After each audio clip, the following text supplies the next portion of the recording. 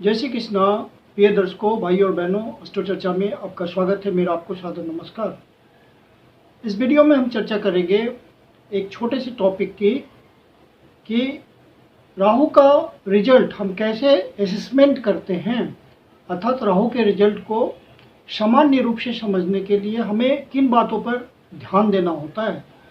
चूँकि राहु एक ऐसा ग्रह है जो कि सिर्फ अपने दम पर व्यक्ति को बहुत सामान्य स्तर से बहुत ऊंचाई दे सकता है और बहुत ऊंचाई से बहुत सामान्य स्तर पर भी गिरा सकता है, और वह सिर्फ अकेला अपने दम पर ऐसा कर सकता है। यह कोई ग्रह तो है नहीं, और यह एक इमेजिनरी पॉइंट है, और यह दूसरे ग्रहों की सहायता से, जैसे कि जिस साइन में बैठता है उसके लॉर्ड का रिजल्ट देता है, जिस भाव में बैठता है उस भाव का रिजल्ट देता है, जिस नक्षत्र में बैठता है उसके स्वामी का रिजल्ट देता है, जिसकी दृष्टि होती है उसका रिजल्ट देता है। तो ये मल्टीपल ढंग से हर प्रकार से रिजल्ट देने में सक्षम है। इसलिए जब राहु के रिजल्ट की बात आती है तो ज्योतिषी भी एक सीमा तक पस्त हो जाता है और राहु मस्त हो जाता है।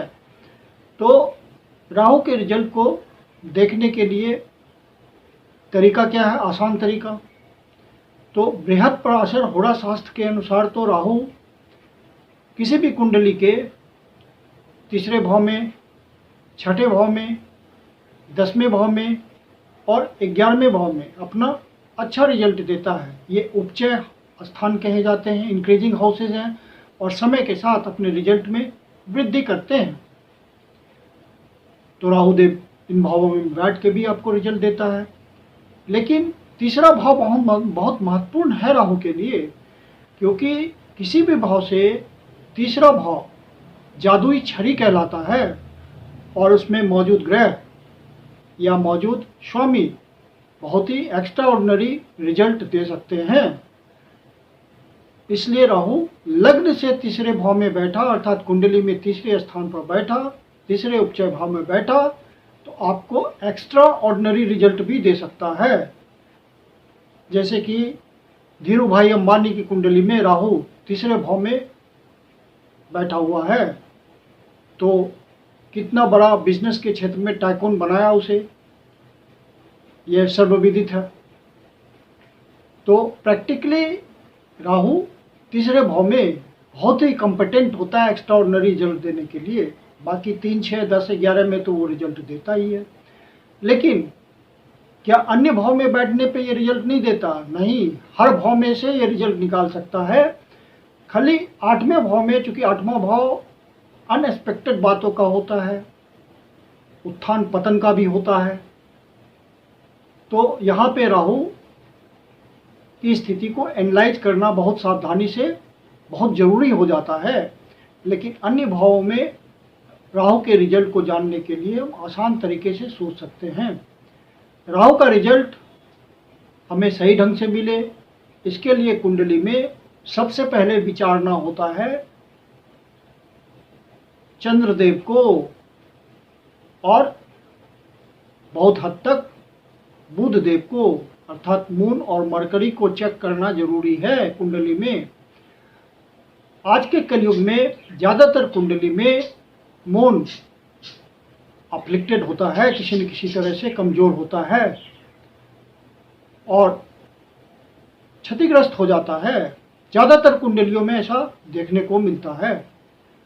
तो मून जब क्षतिग्रस्त होता है तो राहु यहाँ पे सफल हो जाता है, क्योंकि मून आपका क्या है? इमोशंस है। तो यदि मून क्षतिग्रस्त हो गया तो आप मेंटली कमज़ोर हो जाएंगे, क्योंकि राहु का सीधा सीधा नियंत्रण आपके मेंटल स्टेट पे है। Rahu means mental level. तो यहाँ पे राहु आपको उद्वेलित कर देगा, मानसिक रूप से आवेग में ला देगा, इम्पल्सेस पैदा कर देगा राहु, क्योंकि राहु इम्पल्स का दूसरा नाम है।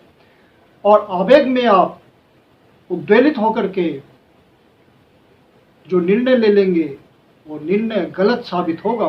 राहु आपसे गलत निर्णय करवा देगा।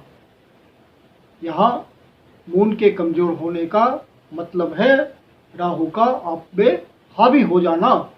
और यदि मून मजबूत है तो राहु का बहुत बढ़िया रिजल्ट आता है। और साथ में मरकरी बुधदेव जो कि आपके इंटेलिजेंस को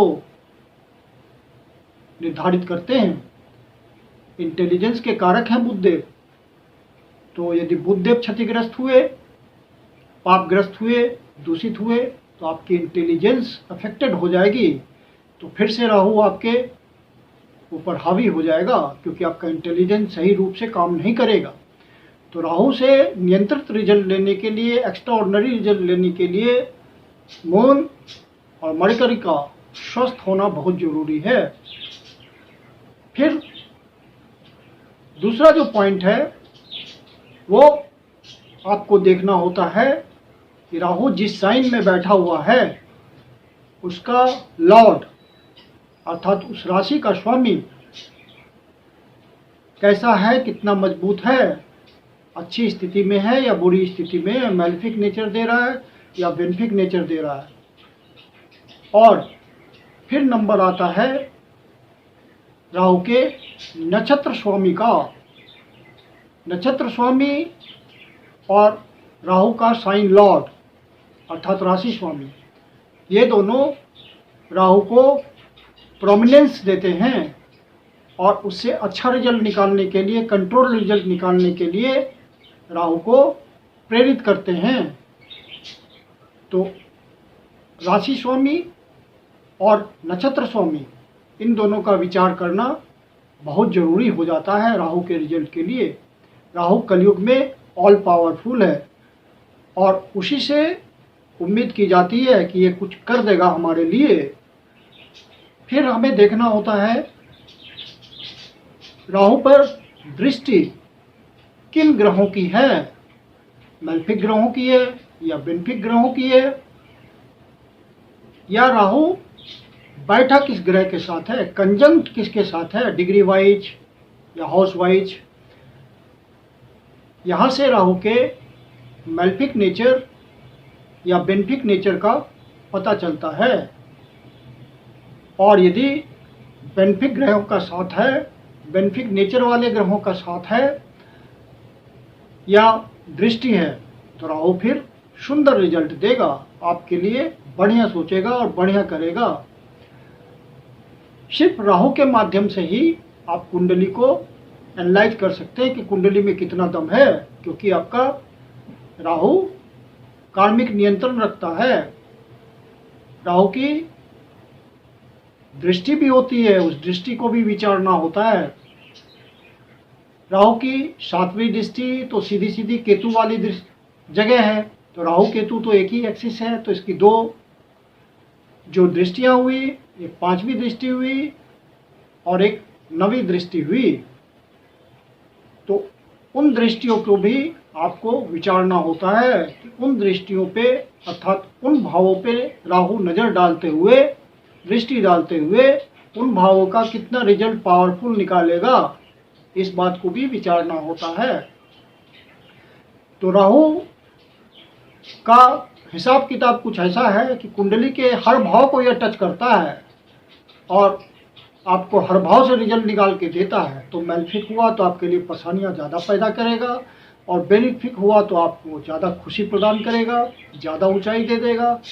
तो राहु का विषय बहुत कॉम्प्लिकेटेड है और राहु के ही प्रभाव में व्यक्ति बार बार पुनर्जन्म लेता है, क्योंकि राहु आपकी मटेरियल डिजायर है जो कभी तृप्त नहीं होती। इन इच्छाओं को मनुष्य तृप्त नहीं कर पाता। यहाँ तक कि राहु यदि मजबूत हुआ तो स्पिरिचुअल क्षेत्र में भी आपको बहुत ऊंचाई दे देगा और आप एक स्तंभ बन के आध्यात्मिक क्षेत्र में अमर हो जाएंगे। राहु ने अमर बना दिया रामकृष्ण परमहंस को। आध्यात्मिक रूप से वो कितनी ऊंचाई प्राप्त किए ये सब जानते हैं। राहु जब आध्यात्मिक क्षेत्र में आपको उठाएगा तो जितना वो मटेरियल क्षेत्र में उठाता है उतना ही आध्यात्मिक क्षेत्र में भी उठाता है, क्योंकि राहु को परमात्मा का अंश माना जाता है। राहु ने अमृत पान किया हुआ है, इसलिए वो अमर है, तो इक्विवेलेंट टू इटर्नल है, जो कभी नष्ट नहीं होता। इसलिए राहु के रिजल्ट को बहुत पावरफुल माना जाता है। तो आज के वीडियो में मैंने आपको बताया कि सिंपल ढंग से राहु का रिजल्ट तो वैसे बहुत कॉम्प्लिकेटेड होता है, लेकिन सिंपल ढंग से राहु को देखने के लिए आप इसके भाव में देखें। 3, 6, 10, 11 में है तो बढ़िया रिजल्ट देने के लिए वो तैयार है। 8वें भाव को अलग ढंग से देखा जाता है, राहु वहाँ विराजमान हो तो। फिर राहु के साइन लॉर्ड पे विचारें, राहु के नक्षत्र स्वामी को विचारें, राहु पे बेनिफिक एस्पेक्ट को विचारें, राहु पे कंजंक्शन को विचारें और फिर राहु की दृष्टि को विचारें, तो राहु का एक सम्यक रिजल्ट आपको मिलेगा। और राहु आपका कार्मिक पैटर्न भी बताता है। जिस भाव में राहु बैठा हुआ होगा उस भाव के प्रति आप सारी जिंदगी, संपूर्ण जिंदगी, जब तक आप जीवित हैं आप ऑब्सेस्ड रहेंगे। मतलब उस भाव विशेष के प्रति आपकी इच्छा बनी रहेगी और आप उसके लिए कर्म करते रहेंगे और रिजल्ट निकालते रहेंगे। वहीं आप फंसे रहेंगे पूरी जिंदगी। आप अपने नटल चार्ट में देखें राहु किस भाव में बैठा हुआ है और आप सोचें कि उस भाव से क्या मुझे रिजल्ट मिल रहा है, तो आप पाएंगे कि हाँ, उसी भाव के प्रति तो मेरा कंसंट्रेशन है, वहीं तो मैं दिन रात सोचता रहता हूँ, वहीं से तो रिजल्ट निकालता हूँ। जैसे कि किसी व्यक्ति के ओरिजिनल नटल चार्ट में राहु 7th हाउस में विद्यमान है, तो 7th भाव होता है आपकी अपोजिट दुनिया। मतलब प्रथम भाव सेल्फ होता है और उसका अपोजिट 7th हाउस आपका आउटर वर्ल्ड है, मतलब पब्लिक। तो आप पब्लिक डोमेन में ही जीते हैं, आपका दुनिया वहीं बसी हुई है, आप वहीं से रिजल्ट लेते रहते हैं, वहीं सोचते रहते हैं।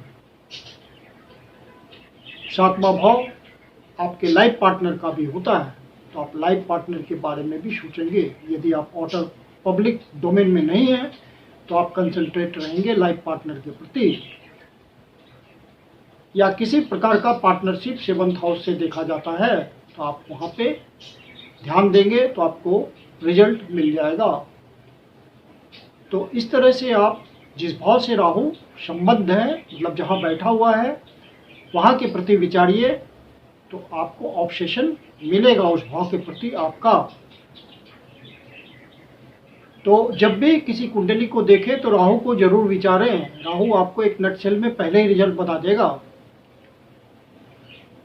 मैं कुंदन शर्मा आप लोग का हार्दिक स्वागत करता हूं। यदि आपको वीडियो अच्छा लगा तो इसको लाइक करें, अपने परिचित जनों को शेयर करें, और तो चर्चा चैनल पर पहली बार आए हैं तो आपसे निवेदन है कि इसको सब्सक्राइब करें और बेल आइकन को प्रेस कर दें ताकि आपको वीडियोस के नोटिफिकेशन समय पे मिलता रहे। और यदि आपके जीवन की कोई समस्या है जिसका समाधान आप हमसे चाहते हैं तो पर्सनल कंसल्टेशन ले सकते हैं। मेरी अपनी कंसल्टेशन शुल्क होती है। कंसल्टेशन के लिए आप बुकिंग कर सकते हैं। बुकिंग के लिए व्हाट्सएप नंबर है 9891644517। धन्यवाद।